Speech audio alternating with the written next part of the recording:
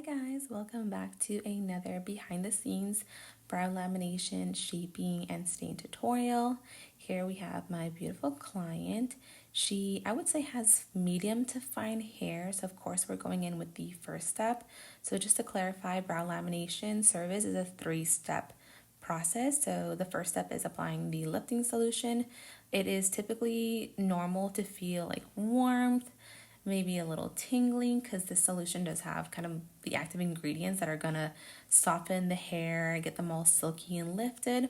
Then the second step is this neutralizer, which sets the hairs in their new direction. So super simple. And then in between that and the third step is where I go ahead and I brow map my client. During lamination, I feel like it's the super important to brow map a client, just because when the hairs are lifted like this, I feel like it can be a little bit more difficult for brow artists, especially beginners, to know how to map a client's brows. When I brow map, I not only know how I'm going to shape and stain, but I also creates like a guideline for me for when I go to trim the client's hairs as well. Not only that, but clients honestly just love getting their brows brow mapped. Makes them feel like we are taking our time to making sure that their brows are going to be symmetrical, even.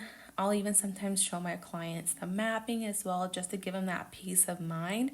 And not only that, but it gives them the opportunity to tell me like, hey, actually I want more arch, or I don't want too much arch. I want my tails to be shorter. It just kind of gives me an opportunity to almost collaborate with my client. I didn't used to always do this, but now that I've been doing this for so long and I've gotten more confident in my mapping, like I said, it kind of gives certain clients, I would say, more confidence in you, especially when they feel like they're being heard.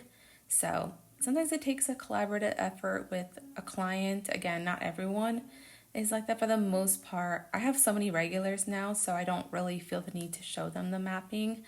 But with new clients specifically, I do like to show them the mapping so that they just feel more comfortable.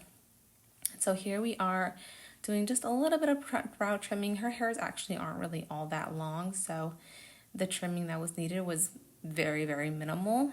And yeah, you don't have to.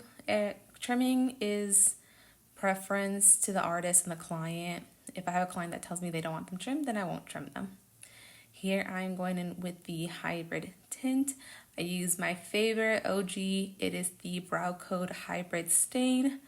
I did a little cocktail mix for her. I think I used 2 different shades from their line to get her color. And as you can see, you really want to apply the hybrid stain in very thin layers, stamping as you go to really get a rich brow stain, or skin stain, I want to say.